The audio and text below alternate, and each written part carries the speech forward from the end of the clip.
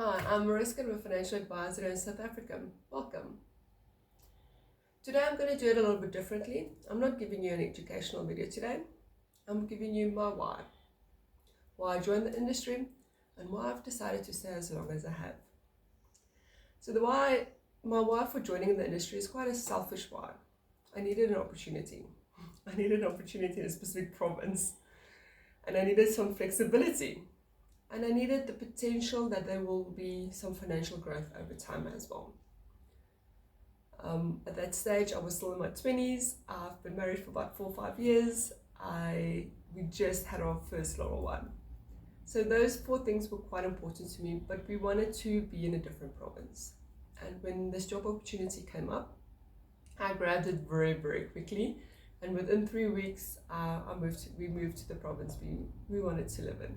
And I started my brand new career as a financial advisor. Now, a little bit background about me. I always laugh about it, but I think my dad decided when I was little, he will make sure that I'm an entrepreneur for the rest of my life. I remember high school, we would grow fits about the fact that we need to go to golf training so that we can be good golf players, or good enough golf players to do business decisions on a golf course.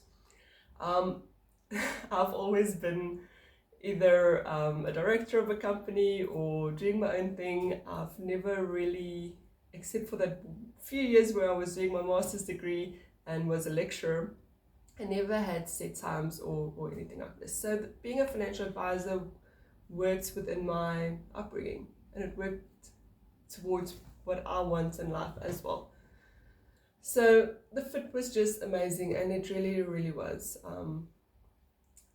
The reason I stayed and the reason my why changed over the years is there's a story behind that. So my very first claim, I think I was about 1.5 to 2 years in the industry at that stage.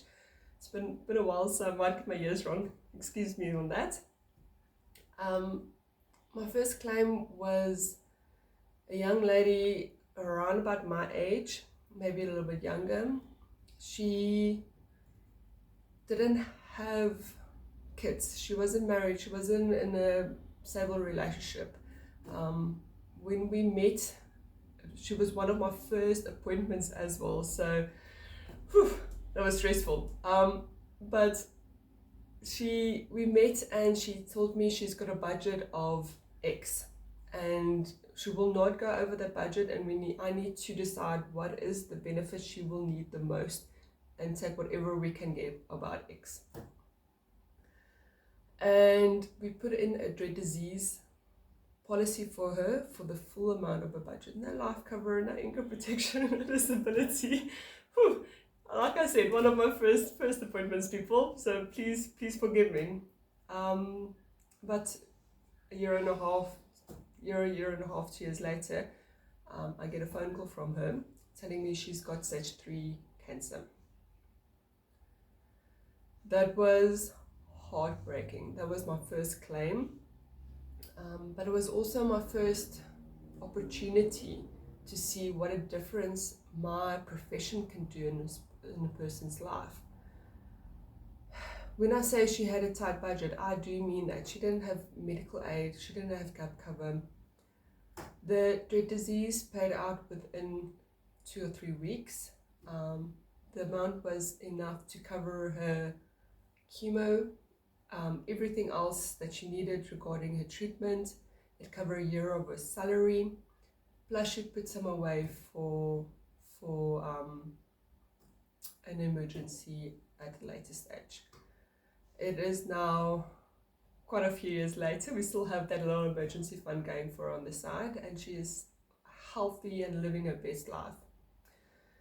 But during that moment, I saw the power of what one policy can do to a person, to a family. In the years, I've had many claims, and I want to share those with you. But being on the side where you've put a plan in place and see that plan work out for that person, and that they are financially stable when they need to be. They're financially stable and they can focus on their health and nothing else. that's a powerful position to be in, for that person. That frees them up from worrying, and we've all seen how sick worrying can make you. So sorry, I'm dragging this out quite a bit, but it was in that moment that I really saw what my profession can do to this industry, what my profession can do for families. And that is why I've stayed where I am. That is why I love doing what I do. It is making sure that the plans I've put in place helps the families. So that has become my new why. My new why is making sure families are looked after.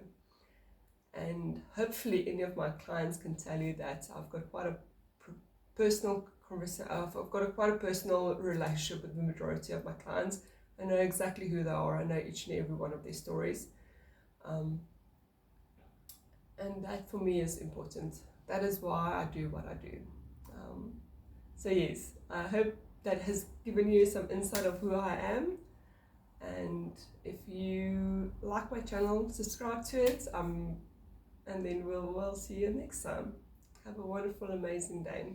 Be amazing.